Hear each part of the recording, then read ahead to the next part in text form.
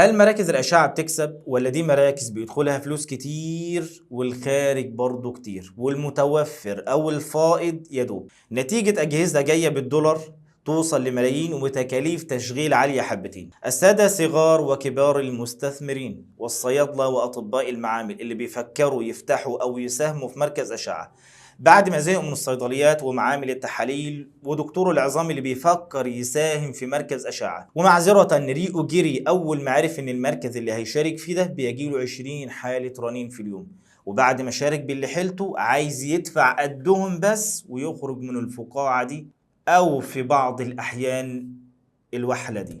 تعالوا نفض فقاعة مراكز الأشعة دي مع بعض ونشوف من واقع الخبرة أولا ومن البزنس ورائحة علومه ثانيا. تعالوا ندردش شوية.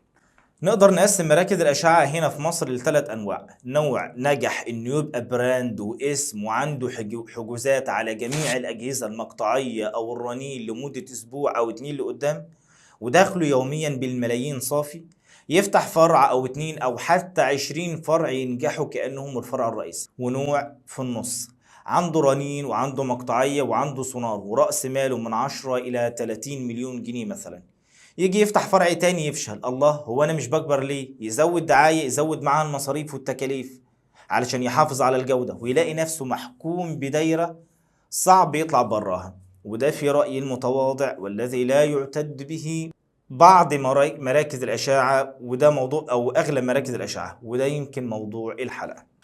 النوع الاخير وهو اللي هو بيسموه انتش وجري، دكتور فاتح عياده سونار او عياده اشعه عاديه عنده دكتور عظام، ودي ميزتها انها خفيف خفيف بعيد عن الوش والترخيص والترصيص. هو ميعادها من كذا لكذا هيبقى موجود صاحب الجهاز ده سواء دكتور السونار او فني الاشعه العاديه. تعالوا نعصر النوع الثاني ونشوف الاسباب والمصايب علشان نتجنبها من باب لقد كان في قصصهم عبره.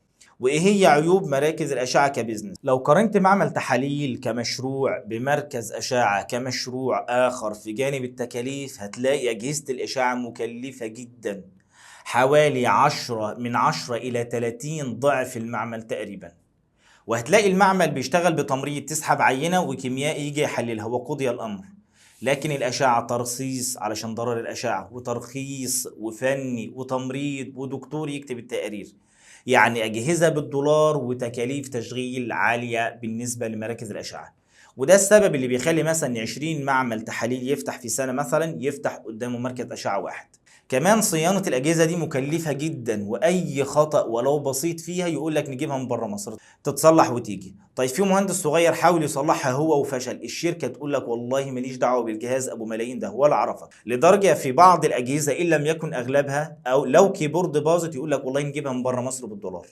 والسبوبة بتاعت الشركات دي مكلفة حبتين.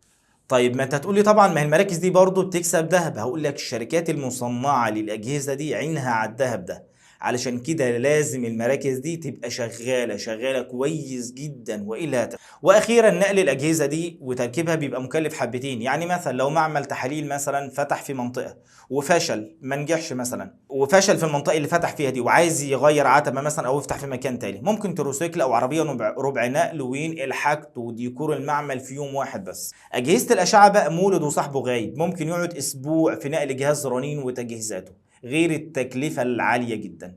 ايوه يعني اعمل ايه؟ وهنا حاجة اسمها الوعي في حد ذاته عمل. طيب عرفت وقررت، عرفت المشاكل دي وإن شاء الله تتغلب عليها، وقررت تفتح مركز أشعة أو تساهم في مركز أشعة، أبدأ إزاي؟ فذلك أمر شرحه يطول وأنا الليلة مشغول. ألقاكم على خير بإذن الله تعالى.